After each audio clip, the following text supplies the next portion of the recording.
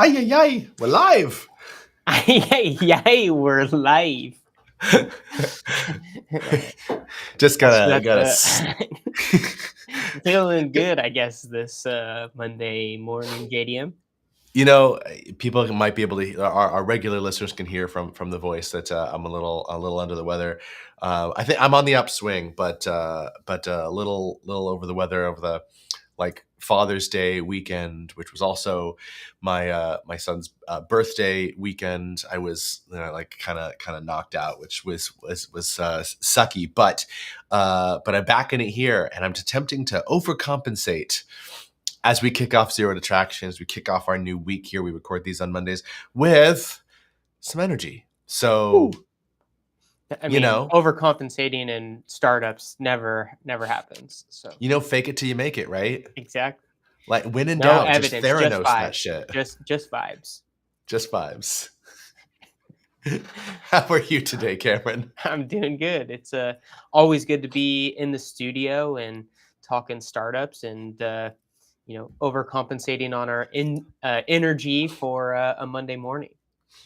What better way than just the rain showering down from the sky like a hailstorm of pure vibes. No better way to kick off this episode of Zero to Traction, podcast about how first-time founders create companies at scale. Cameron and JDM coming at you as always, right here in your ear. Thank you for tuning in. And this time, today, we're bringing something a little special. And by special, I mean kind of like we always do, but hopefully fresh and fun. That we're calling, it's a game, and we're calling it Validation or Vibes. And so let's maybe tee this up a little bit here. So I'll frame it, and then Cameron, you can kind of fill in all the space here, and then we'll get started with the game itself. But we are, Cameron and I are the co-founders of the Traction Lab, which is a venture building laboratory that works with pre-seed and seed stage startups to get their next major round of funding in about half the time. There's more to our thesis than that, but that's the gold little nugget in the thesis there. And we are massive advocates of the field of venture science, of applying rigorous scientific principles and methodology to entrepreneurship. We also layer in some founder psychology in there as well. So we talk a lot about the metacognition of entrepreneurship and what makes a really good founder in addition to what makes a really good enterprise.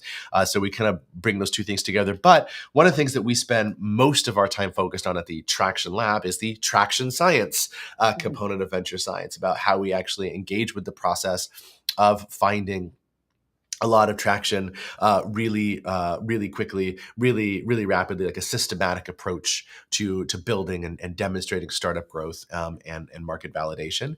And so one of the biggest aspects of that is separating out what counts as validation versus what just counts as vibes. So we do that in the form of a game. Cameron, draw the game board here. Awesome. Well, thanks for teeing us up related to the larger concept of traction thinking and traction science, which are kind of the fundamental premise of how we look and have these discussions.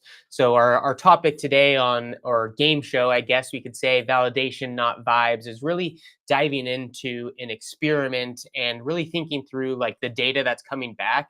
And I guess we're also probably maybe giving the credit more founder or giving the founders more credit than do if they're actually running a formal experiment here. But as they go out, get some evidence from the marketplace, is this truly validation for the hypothesis or assumption that they're really testing, or is this something that they're purely just going on vibes and really bringing in their bias as a founder related to it? And so there's all across a variety of experiments, our bias and assumptions can really creep into the way that we make decisions. And so are we actually basing these decisions on evidence and true validation of the thing that we're trying to ultimately de-risk? And so one of the things we've talked about, I think, in our past office hours or even on Zero to Traction is related to this concept of like giving yourself permission to ultimately build that repeatable process, and that you don't have to necessarily just go validate the end game. We need to start building each of those components and validating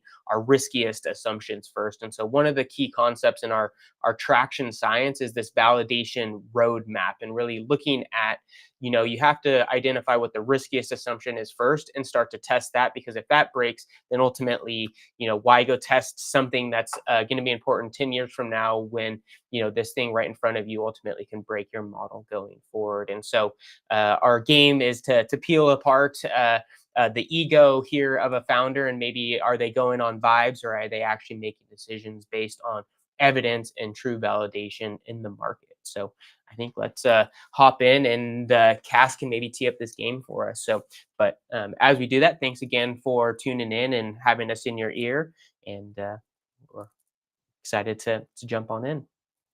Awesome, awesome. All right, let's kick it off. Let's kick off Validation or Vibes, the game where we separate signal from founder self-delusion. And so Cass is going to tee us up by giving us a founder claim.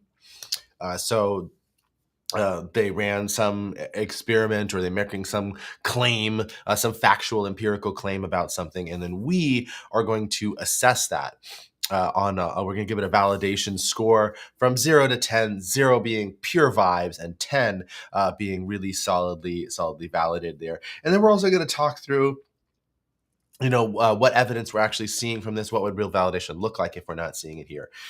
So to kick us off, Cass, go ahead and do round 1 for us, and let's see how we do. All right. So our first instance. What? I saw the product hunt, and I already know the path we're going when I just see the name there. Yeah, you saw product hunt come out of Cass's mouth, and now I'm getting ready for a rant. All right.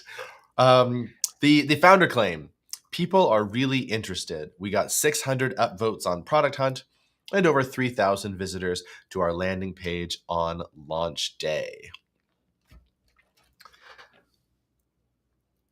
All right, where's your mind going with this one, Cameron? 3,000 visitors to their landing page. That's awesome, but it sounds like none of them converted. So that's a great signal for you there.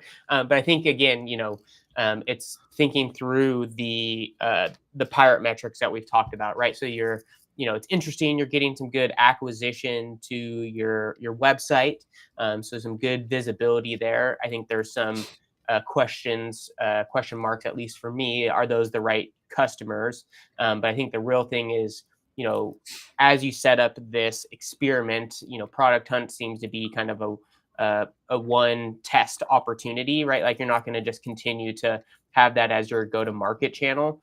And so as you think about acquiring customers, that's not likely a repeatable channel going forward. And so you might get some initial interest. So obviously you got 3,000 visitors, which is cool, but are they the right visitors, and did they ultimately then convert, would be the question that I would dive into. And so I think it certainly probably feels good to get that visibility and to get the upvotes, but is that actually converting to paying customers, or people actually using your product? So that's where my mind goes. So is it fully vibes? I could see where they're feeling good about it, but I think it's for a validation was like, really what were they specifically testing related to that? So maybe I'll pass it to you related to the product. Honestly, I don't think I have too much to add here. I think you hit all the big points. This is one of those things that founders do because it feels good, and it's a contest, and there's a score and a ranking, and so it's like you can say, I won the trophy. We were number 1 on product hunt, or we got X number of upvotes, and it's like something that you can point to that feels good, where what success looks like is pretty well defined. But it doesn't do anything for your business, not only because it's not repeatable, but because these people probably aren't your customers anywhere. They're serial early adopters. Even if you get them, they're going to abandon you anyway. So it's like, there's just not a lot of value to this thing. And layer on top of that, that these 3,000 visitors didn't seem to do anything, right? Because like if those 3,000 visitors to the landing page actually meaningfully like signed up and converted to a paid version, that would have been put in the claim here, but it wasn't. It was, we drove traffic to our site. And then I've been in this conversation before. The founder is then like, oh, we're just getting awareness for our startup. We're getting the name out there. And it's like, well, it doesn't do you any fucking good right now. Like you, who cares about getting your name out there? Get some goddamn customers. There you go. There you go. So should we give it a score? You just cut right through those vibes. You just cut right through them. That's what vibes are for. Like I am one of those deforesting loggers, just taking out chunks of the vibe rainforest, leaving nothing in my wake. Jeez, man, that's a tough beat there. But yeah, I would say, is it fully on vibes, 100% on vibes? I'd say just a notch above. Like I do think it's like, yeah, it's great to. I don't know actually what success probably on some of these product hunts. It seems like there's some cool thumbs up there, which I think is an interesting thing. But again, I don't think they would have highlighted in the claim the conversion if that was truly something that would have taken place. So it's what I don't think you landed on a number. Oh, I don't know. Like if a 1 is all vibes, I mean, it's probably like a 2 or a 3. Yeah, I can see a permutation of this being a 3, maybe even a 4, depending. I know what they wrote here is not 4 worthy, but for example, it's fairly common for startups as they start building their mailing list to then have a product hunt launch, and then they push out not only to their social channels, but they also push out to their mailing list to be like, hey, go up photos on product hunt. And that can be a way to measure like your own audience interest. Like, are we keeping our wait list actually engaged, right? They're waiting for something. And that, in that case, that I don't think it's the smartest way to do it. I think there are far better ways to do it. But like, at least give something, right? These are people who are interested in still helping you out. And there's something to that. And at the end of the day, you got, people did say that they thought this was interesting. I think there's a lot. I think it's really flawed. I think it's a very misleading metric. Like, I don't think it's very interesting from that. But it's not it's not pure vibes. It's just data. I just don't think it's very helpful data. So I think I'll go with a 3 as well. Yeah, I think like you could get lost in this maybe like validation theater, right? It was like it's a mix of like, oh, interest, but also then some vanity metrics that don't necessarily matter as much in terms of what you're trying to test. So. All right, Cass, we're rating it a 3, calling it validation theater. Let's go to round 2. All right. Cass says 3 on the validation score is a standing ovation at the Theater of Traction Illusions. All right. Well, let's head into our next one. Next one here. So maybe for this one we'll put in a follow-on experiment if we don't like it. All right. They have over 5,000 people on their wait list. We haven't launched yet, but we're confident in demand because people are signing up every day. 5,000 people on the wait list. We haven't launched yet, but we're confident in demand because people are signing up every day.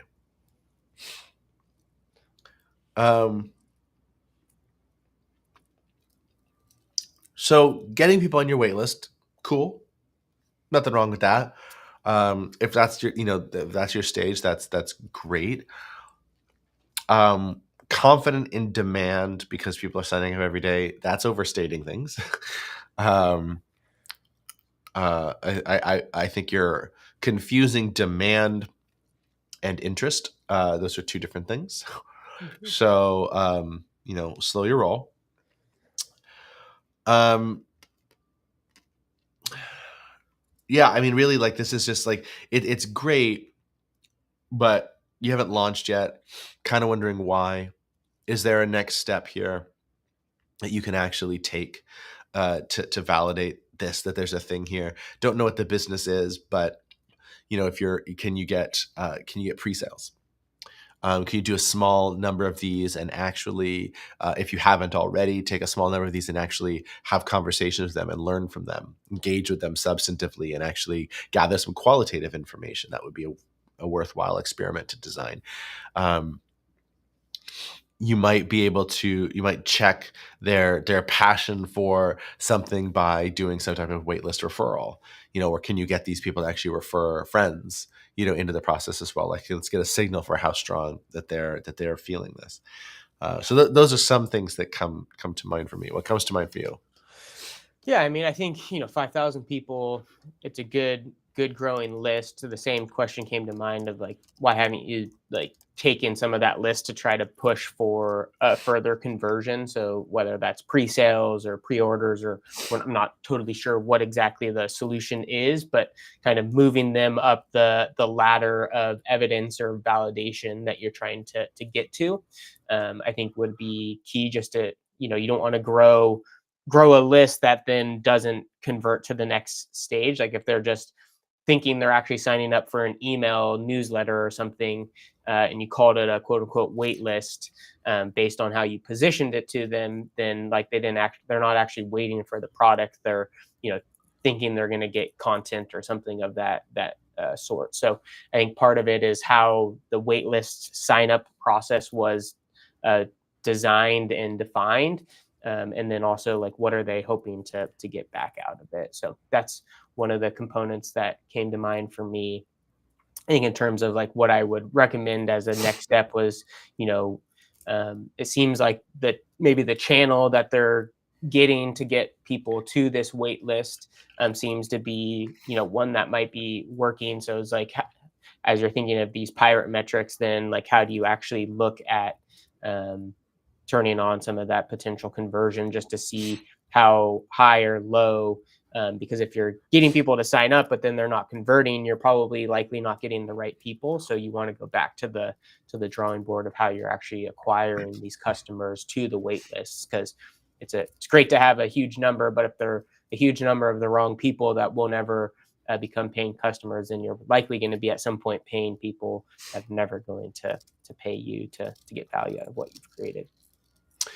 Yeah. So maybe we can get slightly more specific here. So like we have this like wait list. Okay, it's interesting. Um, one of the things we could do, like there's some qualitative things that we could do.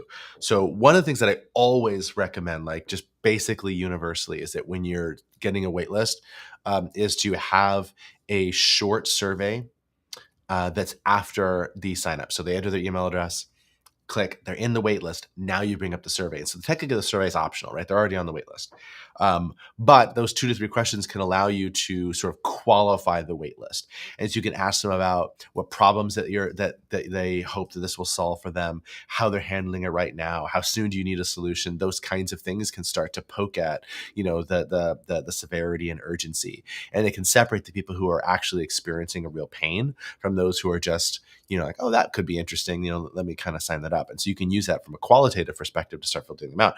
You can also do like the how people opt in to a customer discovery call, which I mentioned before. I think that's fantastic. Then there's a couple of other things you could do. One that comes to mind, a lot of founders don't have the let's just say the testicular fortitude to engage in this kind of test. But it would be where you do like a fake feature test, a smoke test. Which, if you're not familiar with that, the idea is to even if you don't have something that's live, like this is really common in an app where you say like, oh, I wonder if people would use a feature that blank, and so you put the button in the app and the button doesn't like do anything yet.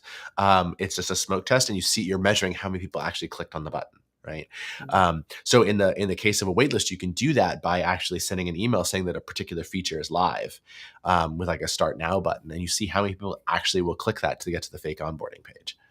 So that's a thing you could do. Then, are there some trust things to navigate there? There are, but there are ways around that too, that actually preserve demand and everything. And but you're measuring how valuable is the waitlist. Can we even get anybody to take action, or is this waitlist just a, excuse me, just taking up space? Then a couple of things you can do for money. Let's talk about money. So there's the obvious one, right? So where you can actually you can pre-sell it, right? Second to a pre-sale, you can get a deposit to return to reserve early access. So just get people to put down $10, $50, something like that, to get early access, discounted pricing, something like that, right? Like actually collecting dollars from people, like from a person, beats 10,000 emails that you have on your list. It's just you want to demonstrate that willingness to pay. Another thing you could do short of collecting the money is to sort of like combine that smoke test with the deposit play. So you offer a paid beta, right, to people. Now, founders are always telling me, "I'm going to do a free beta because I don't know if my product is any good yet." And I'm do they say it like that? They say it. You've heard them, Cameron. They say it just like that. I don't know if my product's any good. I can't charge for it yet. Bringing the heat today. Bringing the heat. That's how I hear it anyway. So you offer a paid beta and you say, like, we're going to do 50 paid beta slots. It's X dollars a month. Apply now. And so you're not actually collecting the money. You make them answer a question or two, something like that, and then of course click the button. But you're testing how many people, when given the option to buy, will actually buy, and you'll see how many people click the apply now button, and then you can see how many people finish the form. But like you're going to get that, like how many of these people could we conceivably even start to getting paid. So that's a really strong signal that you can start to get. Those are real experiments to actually test, is this more than vibes? I love it. I think the last thing I would say is just, I think one of the takeaways we're hoping to articulate related to kind of these different claims is, oftentimes people identify the best part of like whatever activity was run. So, right, like the activity here is like, oh, we're going to build our wait list, and they got a good number, but then it's like, well, an investor or someone's going to peel apart like the actual evidence tied to the activity. So it's like, great that you got this big number, but are a majority of them customers? And then what evidence do you have that they truly are your early adopters, right? And what experiments are you going to do next, right? And so they really want to understand your methodology and your process as you go forward. And so you got to really be thinking about, it's not just activity for activity's sake, or as we said maybe earlier, that validation theater. We want to actually be really prescriptive in just how we're actually going and running these tests, how we are uncovering this data and what that actually means, right? Is that truly validation, or is it just vibes? Which leads us to our validation score. So in terms of validation score, maybe I'll do a little click higher. I don't know, a 4 is maybe where my mind went. I think it's a pretty significant wait list, but I would said that I think they're probably delaying a key experiment to go turn on some things. So I'd be curious if they then took that to what that would look like, because I think they're doing a decent job in filling potentially the top of the funnel, but they could be filling the top of the funnel with some wrong people. So yeah, I might be slightly more generous. I might give it a 5. I don't think a 4 is a wrong score, but I might give it a 5, because like there's some data here. I just think it's like if that's just where you are, and we've just collected this information and we're kind of done, like we're keeping going, then like that's fine. That's contextually appropriate. But the way it's worded here makes it seem like they feel that is sufficient and there's no further validation necessary, in which case I'm going to knock that down, probably to like a 2 or a 3, because you're just leaving validation on the table, and there's no good for that, right? To put a button on, like what Cameron, you were saying before, it's like, if it's a wait list, what we want to know is, A, are they actually waiting, or do you just have their email address? And 2, if they're waiting, what are they waiting for? Right. And right now we don't know the answer to either of those questions just based on having their email address. Mm-hmm. And so you want to do an experiment to say, yes, they're waiting, they're eagerly waiting, and they're waiting for this particular thing that we're going to be able to give them. Love it. All right. So Cameron says 4, I say 5. I'm being a little too generous, but it is what it is. Should we do one more? Let's do one more. Let's do one more. All right. So here we go. The founder's claim is, we ran a 2-week pilot with 8 teams and the feedback was great. Everyone said they loved it and found it super helpful. Haven't we had this conversation like 10 times lately, Cameron? We sure have. They loved All it, right. but they aren't willing to pay you for it. So Yeah.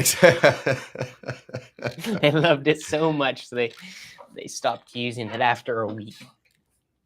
Yeah. Yeah. I had this conversation. I was texting with my dad the other day, and he was surprised. He lives down in Arizona, and he was surprised that at a Sam's Club down there, he goes to the Sam's Club there as opposed to like a Costco, but that the Sam's Club, they were doing one of the sample stations was samples of whiskey. Mhm. And so he was like, and his mind was kind of blown that they were doing samples of alcohol. And my sister, who was on the thread, she lives down in Southern California. She was surprised that there was alcohol in those too, which I wasn't, because here in Sacramento, like I've never seen Costco do it, but like the grocery stores will fairly regularly have wine samples out. I've seen tequila samples out. It's Right. just kind of normal here, but they were surprised by it. Anyway, so he was saying that he was wondering why they were doing this, and so I was saying, well, I had chatted with one of the wine reps who was doing it, and they actually track how many people will buy the bottle or buy a bottle based on while the person's there. And like the person I talked to was actually like literally doing selfies with all of the people that they said that they would buy a bottle to try to get the validation right from the little experiment here. So they're actually like measuring, how many people each of these individual reps are collecting, right? So there's a little side note on the experiment there, but that led my dad to say, like, oh, I'm always trying all the samples at Sam's Club, but I never buy any of it.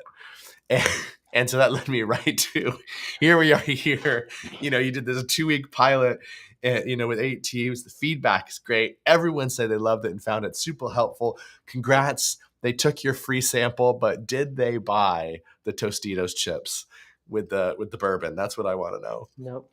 They were just left with the Cheeto things on their fingers. So they Just tested out the Cheetos, and they have the dye red 49 or whatever. I don't know what that red dye that's supposed to be bad for you. But they're just getting Cheeto dust all over the yeah. deli case. Yeah. It just has inklings of all the free trials that have been out there.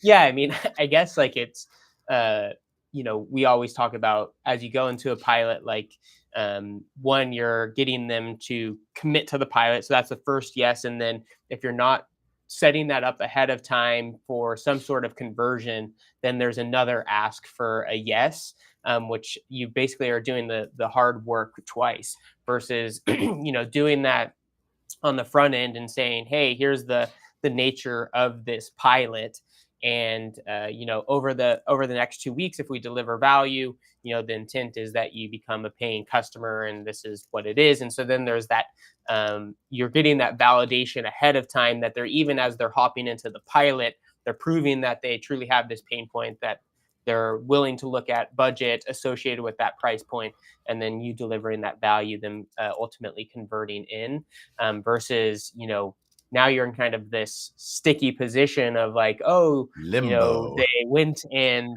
used it, they loved it, but they're not converting. Well, maybe it's the price. Maybe I need to drop the price to satisfy them, which is just a a recipe for success, which we've talked about in past episodes. And so I think that this is a really tough place to be, because you've kind of you're getting a signal that feels good in terms of like, oh, they loved it, and they're not giving you actually any critical feedback. So if they didn't actually love it, you don't know how you can better create your offering to actually meet their needs.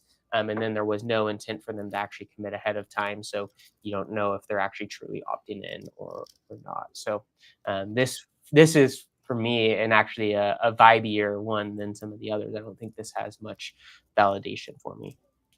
Yeah, I'm actually in strong agreement there, right? Like it's the one that I think most founders would feel like was the most validation of them, and that I feel like was actually the least validating Right. form of this. Like it's pure vibes at this point. Because one thing, like we're not doing a pilot of some type of new technology that we need to, test someplace. When we're talking business, when we're talking startups, pilots are sales tools.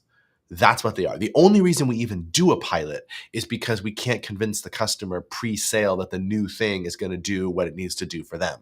And what's buried in that is that there's a thing that they need it to do. So the pilot is intended to test that. And by the way, you should be charging for your pilots less than the contract price, probably, right? Because it's a pilot and they're not convinced yet, I mean, that's okay.